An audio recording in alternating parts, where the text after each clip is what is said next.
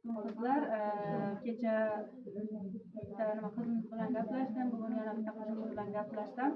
Ko'pincha odamlar aytyapti-ku, shu bunaqa deydi, shu Greenleafga taklif qilsak, shu Greenleafda nimasini deydi, hamma produktalarini yaxshi, shunaqa zo'r ekan, ishi ham zo'r ekan deyapti deydi. Oxirida shu 28.900 aytgan paytimizda shu tormoz bo'lib qolyapti deyapti-da hozir odamlar.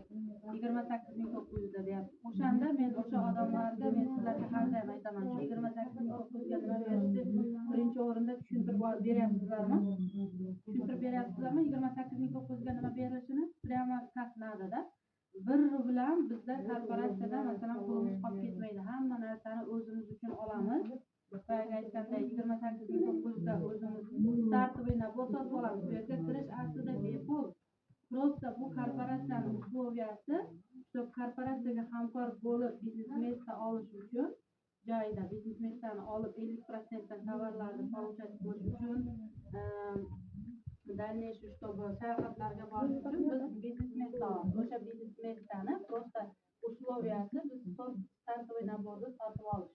O'sha startovoy naborni sotib olib turib, biz korporatsiyani tovar оборотini 10% ga sherib qolamiz. Keyin o'sha odamlarni boyagi 28.900 ko'p deb aytayotgan odamlar uchun men bir narsani misol keltirib boya mana Dubaydagi ham aytdim. Qarangizlarda, ayniqsa o'sha o'zimizni musulmon xalqlarda aytaylik. To'y qilyapsizlar, to'g'rimi? To'y qilyapsizlar.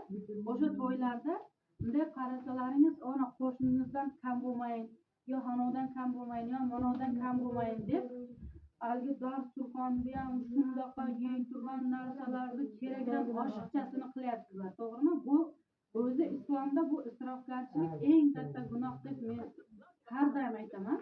Buni o'zlaringiz ham bilasizlar, buni hamma biladi-da. Isrofgarchilik bu o'zi eng katta gunoh. Mana yerga kiryapsanda, bir xillar piramida ekan, qoram ekan, birovlar ustidan pul yeysizlar ekan deyishdan oldin sizlar o'zlaringizni yashash tarzlaringizni bir marta bunday analiz qilib o'ylab ko'ringizlar. Sizlar tushuntirib beringizlar. Nimaga? Masalan, senlar mana shunaqa isrofgarchilik qilyapsizlar to'ylarda. Bu birinchi isrofgarchilik. Dasturxonda kerakdan oshiq narsani qo'yyapti. Qarang, pul tratib qilyapsizmi bu yerga? Yemaydi shu narsani. Shu o'zimizda aslida oldingilar to'yda qanday bo'lgan? Masalan, bitta molni so'yib, bitta sho'rpa, bitta osh qilgan, shu bir gram nonni qo'ygan, to'rtta konfet bilan to'yni o'tkazgan. Shunday bo'lganmi narsani deylik? Shunday bo'lgan. Ham ekonom bo'lgan, ham u paytlarda bizlarga o'xshab qarzlarga, kreditlarga to'y qilmagan, to'g'rimi? Kredit olish ham o'zi bitta harom narsa-da. Protsent beryapsizmi? Protsentga pul olyapsizmi? Bu narsa ham bitta harom narsa.